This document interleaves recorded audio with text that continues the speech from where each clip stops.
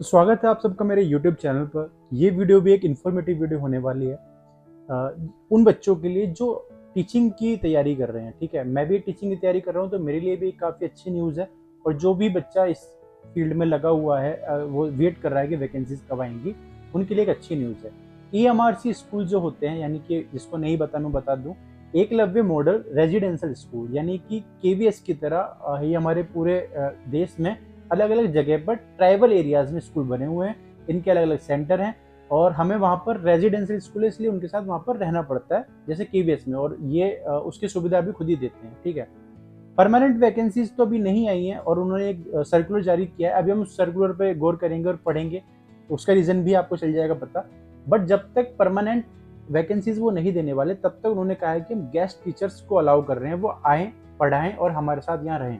ठीक है, अगर हम बात करें तो आगे मैं ज़्यादा बात नहीं करूँगा। अगर मैं आपको सीधे सर्कुलर पे ले चलता हूँ, उससे आपको ज़्यादा समझ, आई होप आपको ये क्लियर होगा। मैं आपको लैपटॉप पर दिखाता हूँ, ये नोटिस है और जैसा कि मैं आपको दिखाऊँ कि ये एकदम लेटेस्ट है, अभी ये 20 तारीख को ही इन्होंने निकाला है। ठीक है, अब पूरा मैं आपको नहीं बताऊंगा, जो इंपॉर्टेंट पॉइंट्स हैं वो आपको दिखा देता हूँ मैं। तो इन्होंने ये कहा है कि अपॉइंटिंग रेगुलर टीचर्स में नीड एडिशनल टाइम, मतलब हो सकता है कि जो एडिशनल टीचर जो टीचर्स को परमानेंट हमें वैकेंसीज निकालनी है, उसमें हो सकता है थोड़ा एडिशनल टाइम लग सकता है।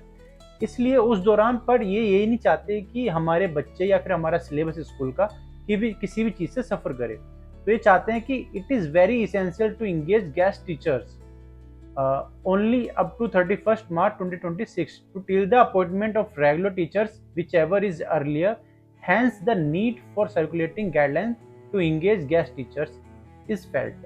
मतलब ये कह रहे हैं जब तक वैकेंसीज रेगुलर नहीं आ जाती, तब तक हम यानी कि 31 मार्च 2026 तक गेस्ट टीचर्स को अलाउ कर रहे हैं पढ़ाने के लिए। इसका मतलब ये नहीं कि 2026 से वैकेंसी नहीं आएगी।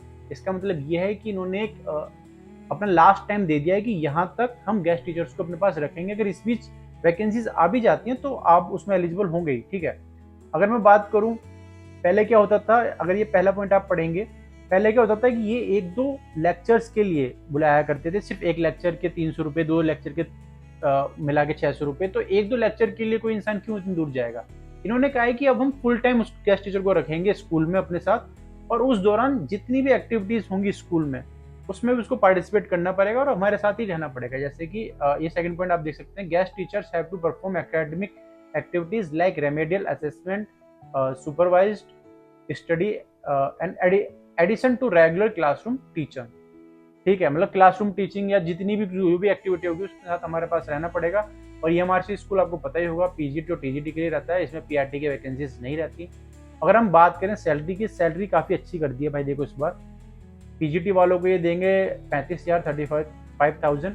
अगर आप क्वालिफिकेशन जो है इनकी दी हुई, यानी BEd CTET फुलफिल करते हैं, अगर नहीं भी करते तो उस चांस में, उस सिचुएशन में भी ये रेगुलर, मतलब रेगुलर तो नहीं पर गेस्ट टीचर्स को अलाउ कर देते हैं, क्योंकि अगर इन्हें टीचर नहीं मिलते तो पर उस सिचुएशन में थोड़ी सी सैलरी कम कर देते हैं। तो ये 31,000 ही देंगे, और TGT वालों को ये देंगे भाई 33,000 अगर फुलफिल करते हो आप कंडीशन, और अगर नहीं करते तो 29,000। ठीक है, अब क्या होता है कि इस एरिया में लोग काफ़ी जाने से डरते हैं, या फिर क्योंकि ट्रैवल एरिया है, कुछ नहीं होता आसपास। मेरा एक परमानेंट दोस्त लगा भी हुआ MRC में, तो वो भी बोलता है कि थोड़ा ऐसा मन सा नहीं लगता, क्योंकि आसपास गांव वगैरह है।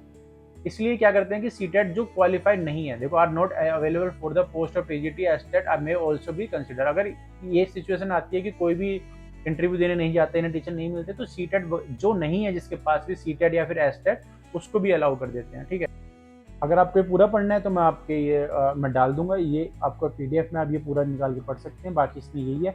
बाकी अब मैं नेक्स्ट वीडियो तब भी बनाऊंगा, और अगर आप चाहते हैं कि और वीडियो बनाई जाए टीचिंग वैकेंसी से रिलेटेड, क्योंकि मैं भी खुद टीचिंग वैकेंसीज की ही वेट कर रहा हूँ और उसकी प्रिपरेशन कर रहा हूँ। आने वाले DSSB, KVS, NVS, उसकी स्ट्रेटेजी कैसे करनी है, क्योंकि मैंने लास्ट जो KVS था उसका रिटर्न क्लियर किया हुआ है और मैं इंटरव्यू तक गया था, और किस्मत कहो या कुछ भी कहो थोड़ी ख़राब थी, तो मैं इंटरव्यू में से KVS में नहीं जा पाया।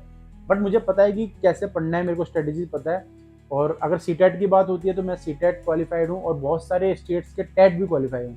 तो आपको इस चीज़ में किसी भी चीज़ से रिलेटेड कुछ भी जानना है कि हम कैसे पढ़ें, या फिर क्या क्या पढ़ना चाहिए, क्या क्या इंपॉर्टेंट है, उसके रिगार्डिंग वीडियो आती रहेगी और ऐसी इन्फॉर्मेटिव वीडियो आती रहेंगी। अगर आपको वीडियो पसंद आई तो लाइक करें, शेयर करें, सब्सक्राइब करें। Thank you so much.